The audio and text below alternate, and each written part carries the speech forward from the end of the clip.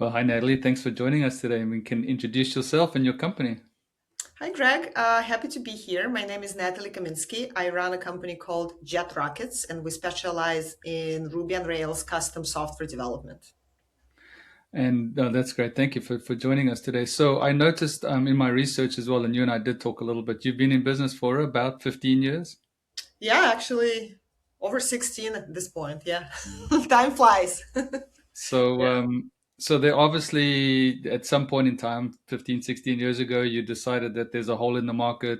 We could do it better. I don't want to work for somebody. What was the impetus to get you going?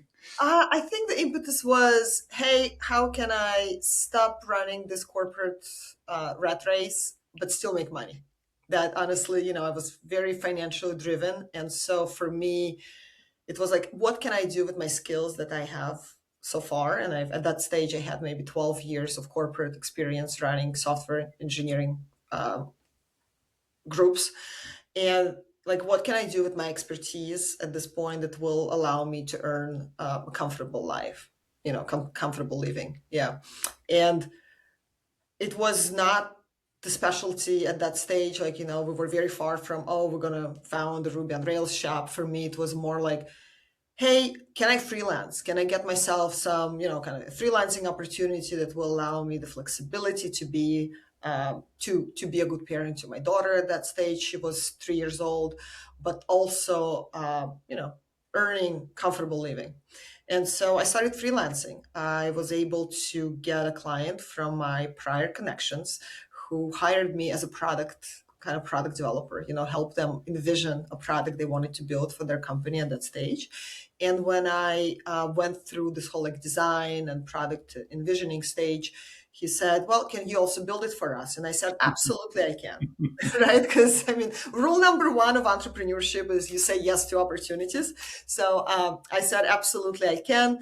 And things have snowballed ever since because what I did, I found an engineer who was willing to work with me. And that engineer, him and I, we clicked. We worked so well together that this kind of one project led to the next project. And then I said, hey, do you have any other engineers like yourself that you could kind of bring? And he said, yeah, I can. I have a few connections here and there. And then before long, we were co-founders and we were growing our company. And yeah, the rest is history.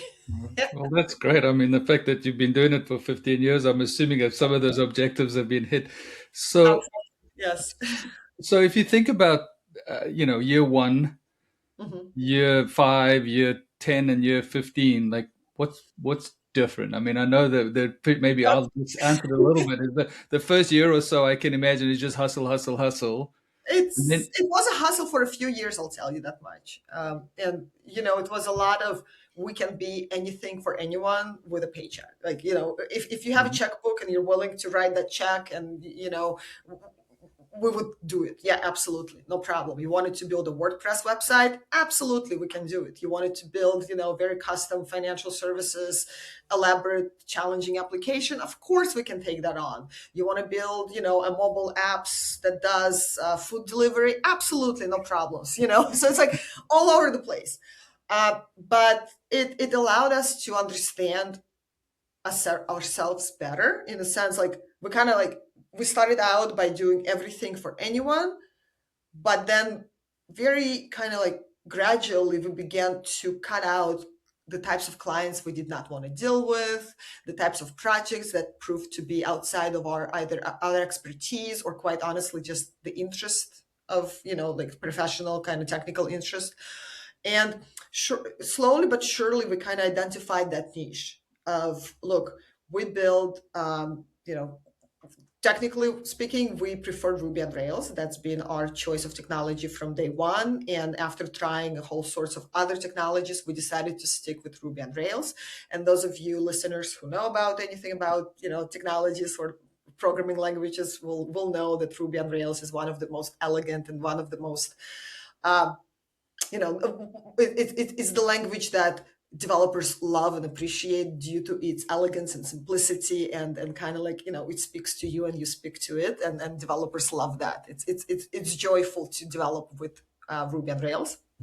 And so that became our tech of choice. And frankly, I outsourced that decision to my partner, my CTO. And I said, you know what? You're in charge. If you tell me this is what we're going to do. And in terms of our client base, again, we went initially, we cast our net very, very wide. And eventually we kind of honed it in, and we became the go-to specialist for non-tech founders, people who are looking to launch new digital products, but do not have expertise or any background in technology. Because of the way we work with people who don't understand tech very well, it's the way we explain things, it's the way I like to equate ourselves to like a good like a doctor with a good bedside manner, right? You can go see like an amazing specialist with terrible bedside manner, but we have a very good bedside manner when it comes to dealing with uh, you know we have a way of working with non-tech founders that have proven itself over and over again. And like I said, Ruby on Rails has become our niche, and it allowed us to continue the trajectory of growth for our company.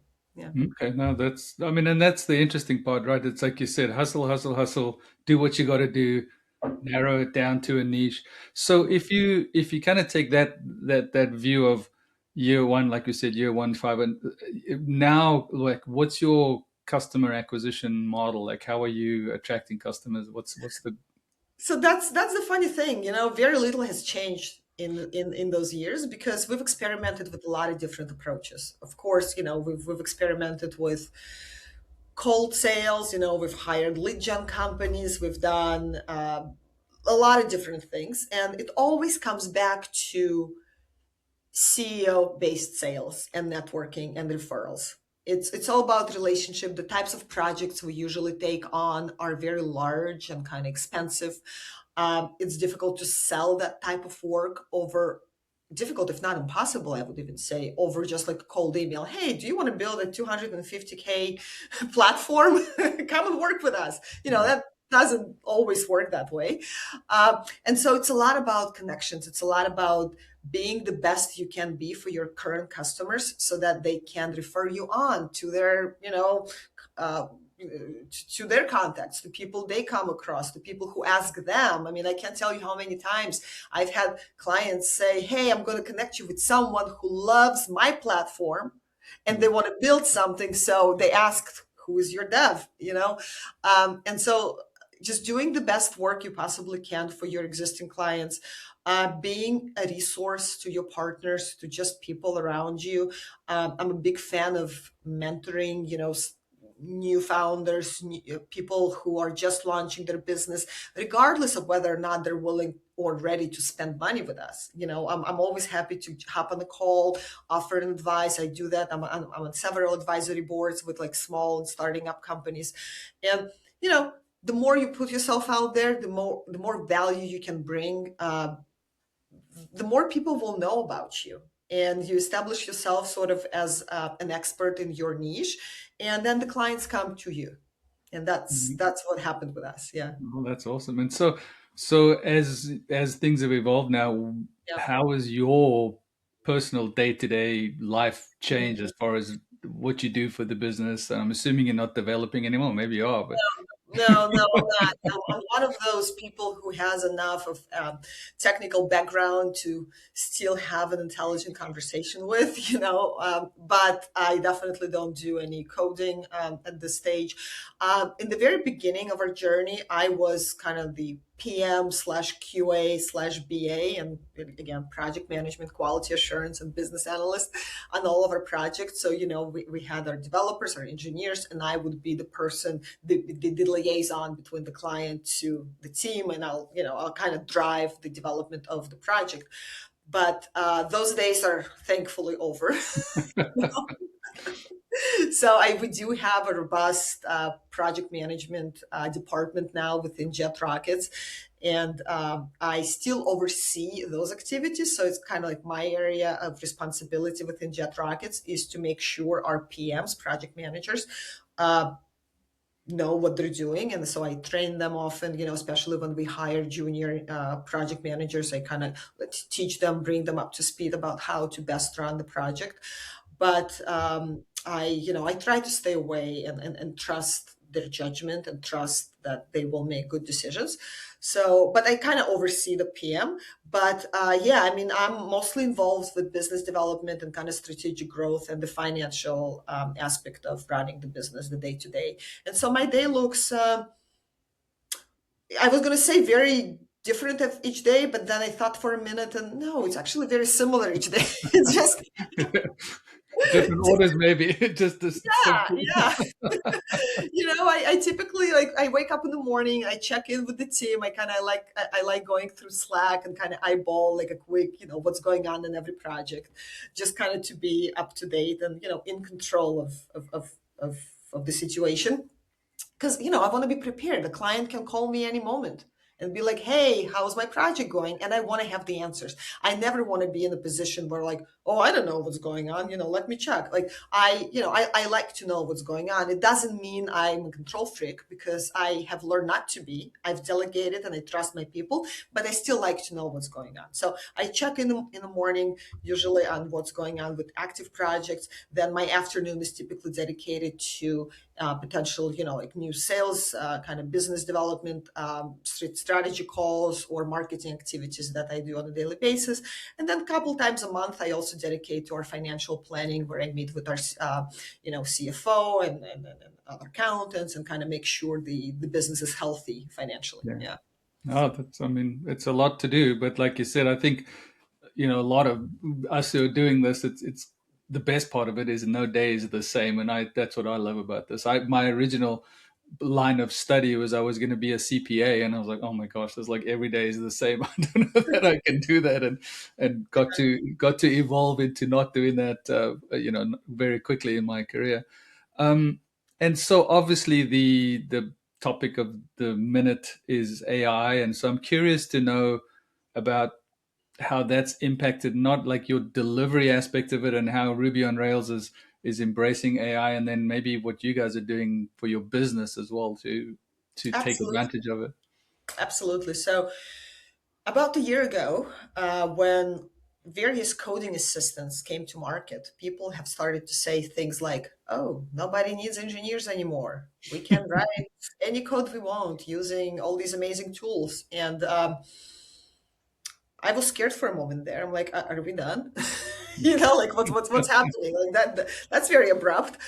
But as the time went on, and as we started to learn, like, and kind of educate ourselves about the tools, and we came to a conclusion, and I still stick by it today. A year went by, and of course, the tools have become much stronger, much more evolved. However, I still view these tools as, one of my favorite comparisons is having a scientific calculator in the hands of, big difference of having a scientific calculator in the hands of a mathematician versus the hands of someone like myself. Like, I know nothing about math, you know, Mhm. well, not beyond the basic college courses, right? And so, yeah, anyone who is not a trained mathematician could probably use the scientific calculator to press buttons and get some sort of results. But most people will not understand what those results mean, how to apply them, what to do next, etc. Right? And so the tools that are available right now on the market, they are very, very powerful accelerators of Mhm. people for people who know what they're doing. Right? So my top engineers have become, I know everyone says 10x. I'm yet to see a 10x performance, but recently my CTO really admitted, he said, I feel like a 4x myself, right? So like he was able to produce 4 times as much output as before using Claude Code, and that is his personal tool of choice.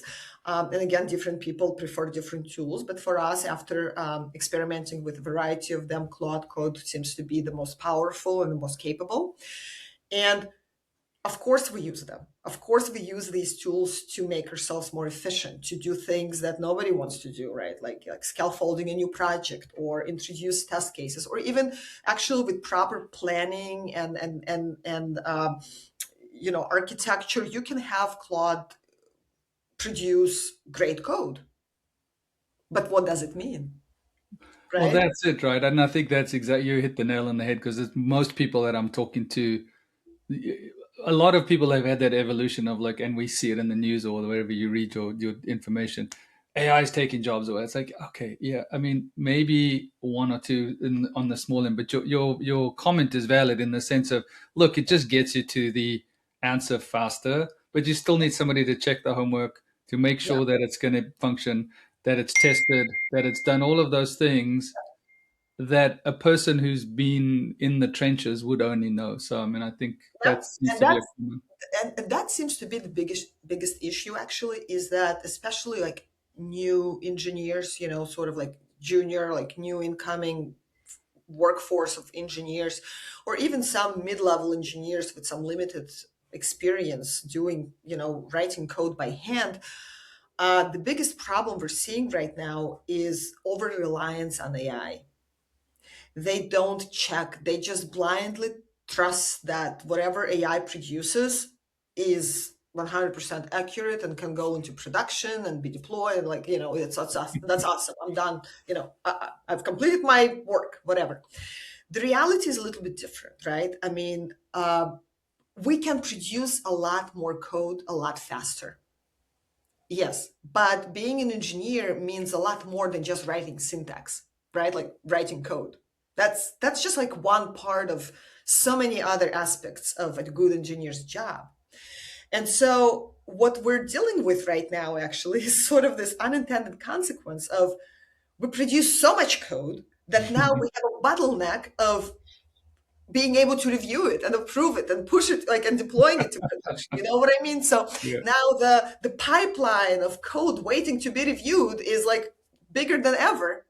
But people who are capable of reviewing that code accurately are, few. There are not that many people who are smart enough, who have enough expertise to be able to review that code and to be able to fix it and to be able to. So it's an interesting dynamic. And so, yes, one would argue, well, why don't you use tools to do the code review? And we use tools to do code review because there are AI tools to review AI code.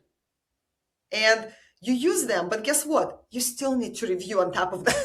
And Testing is there- testing. It's like still somebody's got to run it through the cycle and yes, test there it. has not ever been a case to date of us being able to not find an issue on top of all the reviews that AI has done, right? So is it is it making us faster? Yes, in some things. In some things, it's actually slowing us down. So it's like, when people say, "Oh, we can ship so fast now into production." Yeah, but then how many issues are you dealing with post factum, right? Like how many problems, how many bugs are coming up, right? People are saying, "Oh, I don't know what's going on. We keep shipping all these features, but something else always breaks." Yeah, that's the unintended consequence. And so, we'll see. I mean, clearly this industry is evolving so fast. I don't know what's going to happen in a year from now, in two, but I think that professional, people, skilled people in whatever profession they are, they will always be in demand. I I, 100% agree. Yeah. I mean, yes, I understand that some professions may go away altogether. Like, who needs a data entry clerk nowadays? Right. I mean, for example, and maybe again, I'm not trying to offend anyone, but like, if you're copying data from place A into place B, maybe there is a lot faster way to do it nowadays, right?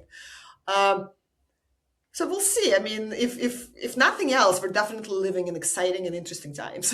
There's no question about that. I mean, every day at my ripe age, I learned something incredible. And I actually find that I'm telling my kids stuff and they're like, wow, that's impressive, Dad. I didn't know it. And I mean, it's so much fun to just figure this out.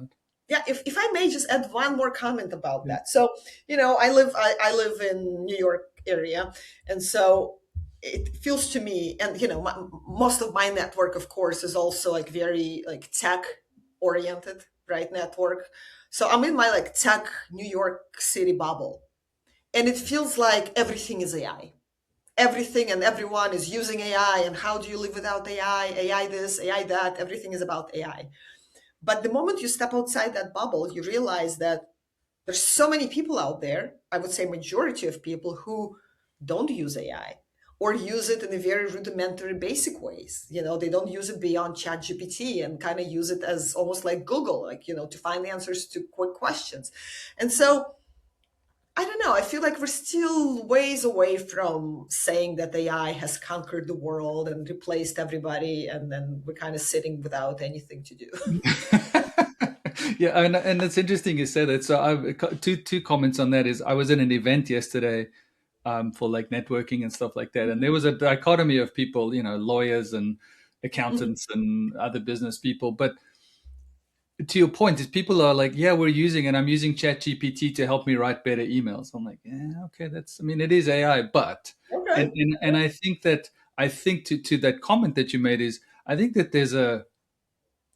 there's this fear because we see all of these things on TV that, oh my gosh, if I embrace this, then then what's real and what's not real. So I think that we're in this zone of like learning and Yep. and helping people overcome some of this fear of, it's okay, you can start small, let's do stuff. But I'm 100% agreeing with that whole, there is the bubble that's going, I'm all in, and then there's the not. And then the other part, I've been speaking to some companies, and I had a client as well who basically said, a big corporation said, if you don't use AI in your daily job, your bonus is going to be affected or whatever it is. And they were like, okay, what do we do? Just use AI. And it's like, so, you need What governance. does it You mean, need, right? it's I like, mean, and I'm going to be super honest right now.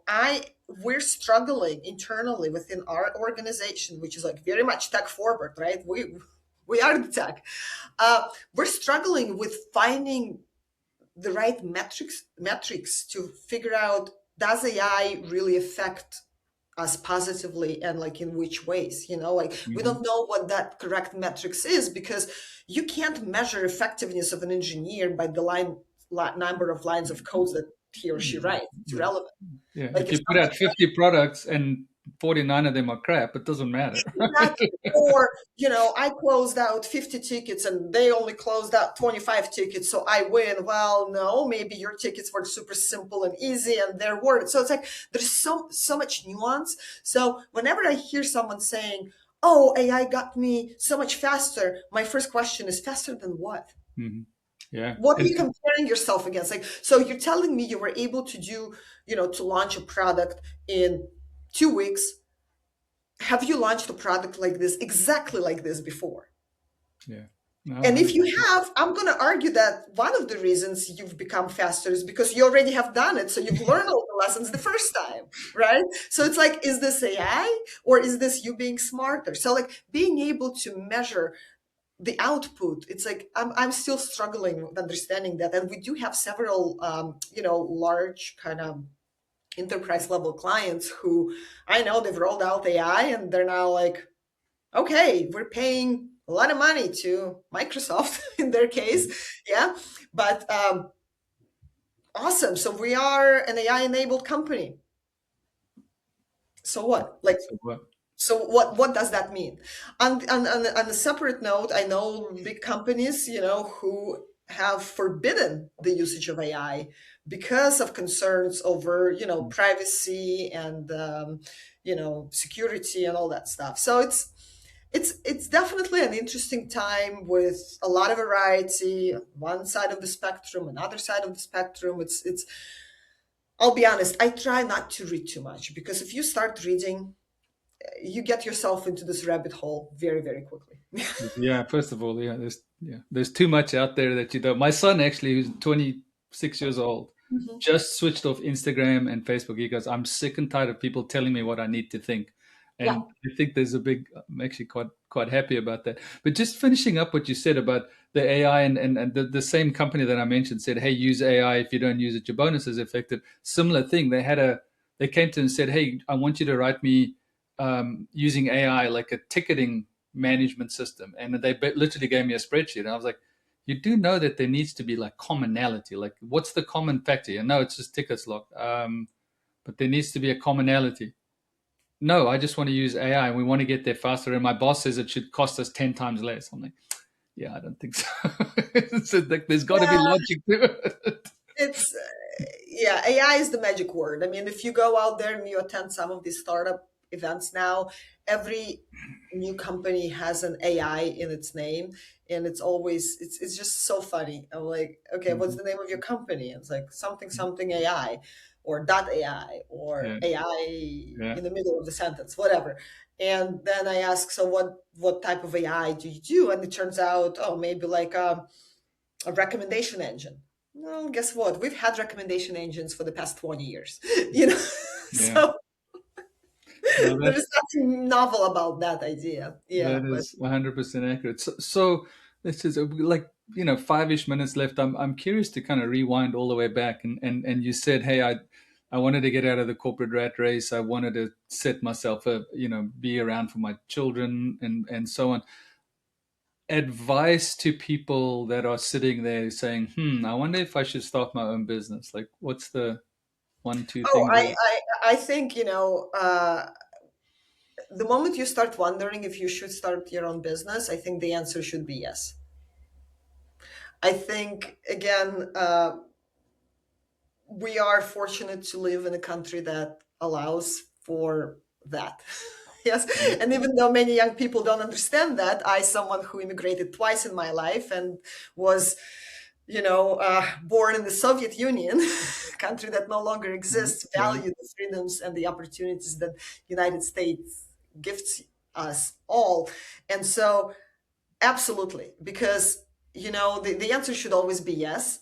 Depending upon a unique situation of each and every person, you may need to take it slow. You may need, because let's say if you still need to pay your rent and then buy put food on the table, then maybe you try just like I did by trying out there and kind of like freelancing a little bit. Maybe you still hold your paycheck paying job, but like try to run something on the side and see how well you can get that. Right. I mean, doing it the smart way, which is identify an opportunity, right, and figure out product market fit, and then figure out the go to market strategy. That's all great, and probably if I were to start the next business, I would probably go that route as well. But sometimes life works out in a way that you just have to go out there. And in my case, I had no backup. I had no backup plan. I had to either make it or not. I mean, I guess my backup would have been to go back into corporate, but mhm. I did not want to do that. So for me, I had no backup, so I had to make it work. And from my experience, may sound a little esoteric, but when you don't have a choice, you make things work. 100%. And it's actually interesting you say that because, like I said, I'm towards the end of my career, but I decided, last year I decided that I'm done. And somebody sent me this thing the other day that said, if you're in the corporate world, what you do is you rent yourself out, right? You rent your brain, you rent your hard work, you rent everything. Whereas now you're like a homeowner, you own your play, you own your own thing. And so I thought, oh, that's kind of a good perspective. A quick question. So I'm similar to you. I'm an immigrant of this country, and it's so funny because when I used to tell my children that, they was like, "Oh my god, here's my dad telling me this story about him and my mom came here with $3,000 in there and three suitcases, which was 100% true." I had And five now, Cadillacs. I oh, win. wow. And now I find them telling their friends that my parents are immigrants. I was like, wow, that it actually resonated. So thinking through that is being somebody that has immigrated and then being a lady in the corporate world. How does that has that been an impact to you? Does it not matter? How have you seen? That's interesting you ask because I was a woman in tech before the whole conversation of being a woman in tech was even, you know, a topic, right? And I remember running my first leading a team. I was maybe 22 years old. I was dressing up for the occasion. I had a suit on and like heels, and now I always wear sneakers. But back then it was suit and heels, and I was 22 years old, and I had a team of maybe 40-year-old plus man working under my supervision, and they did not like it. Yeah, yeah, And rightfully so. I mean, I didn't know much, but thinking in hindsight, I'm like, I get it. But in hindsight, what it taught me, it forced me to find my voice, right? literally and figuratively speaking. I mean, I had to learn to speak loudly because like they would not hear me otherwise. They would not listen to me and with authority. And you know, but also I learned humility in the sense that, and I learned it the hard way. I at first I was trying to pretend I knew more than I did. And then I was taught a lesson, and it was a great lesson to take. Nowadays, if I don't know something, I'm the first one to tell you, listen, I don't understand, I don't know, help me understand. And people love that. I've learned that people love that because suddenly they find themselves in a position where they can give you something, they can teach you, they're feeling a little bit more superior to you at that moment, right? In a good way, not in the sense of, Hmm. oh, I'm superior to you, but more like, listen, I can give you something, right? And so I take advantage of that. And so I think that, again, I was lucky. I feel like I've never had an opportunity where was made uncomfortable being a woman in the room or anything like that. But I have been the only woman in the room, and I still am. Oftentimes, I'm part of several networking organizations that has very few women. But I learned to find my way around. My best friends are men. Yeah. It's kind of, I speak the lingo. I feel comfortable. I don't know. I unfortunately, I may disappoint some of the readers, but or listeners, but I'll say that I I felt okay. you Hmm. know. Yeah, and I think that that's the. I mean, to me, that's the point. At the end of the day, it's like your words of advice. I've done a similar thing in the hey, don't pretend, don't try and be the smartest person in the room because then you're going to fail. Always listen, absorb, and be confident in what you're sharing with people. And to your point is if you don't know the friggin' answer, tell people respect that 100%. When I came to the US, I was a consultant and I swear I was like 6 months ahead in the manual.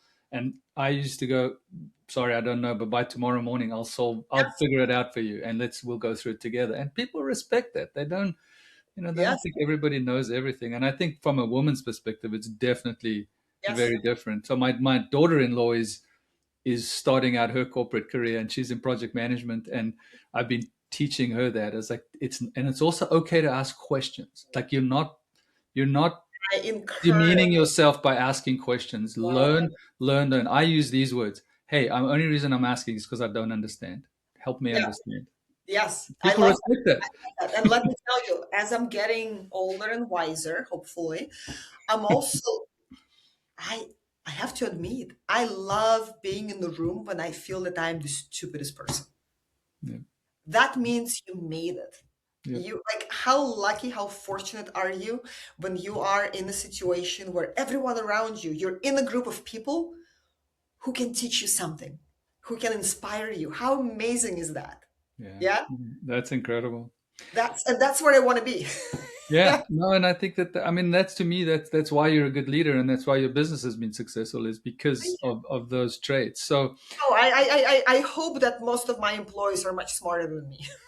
yeah, exactly. And then you've done it right. Yeah, I was talking to a guy the other day, and his words of advice to people was surround yourself by smart people, whether it's the accountant, whether it's the technology officer, whether it's whatever it is, just bring That smart means you've people. made it. Yeah. Absolutely. Well, this was incredible. Just remind us again, how do we find you? LinkedIn, website, and all of those things. Yes, I'm fairly active on LinkedIn. You can find me under my name, Natalie Kaminski. And our website is jetrockets.com. And you can always reach out to me directly at natalie@jetrockets.com.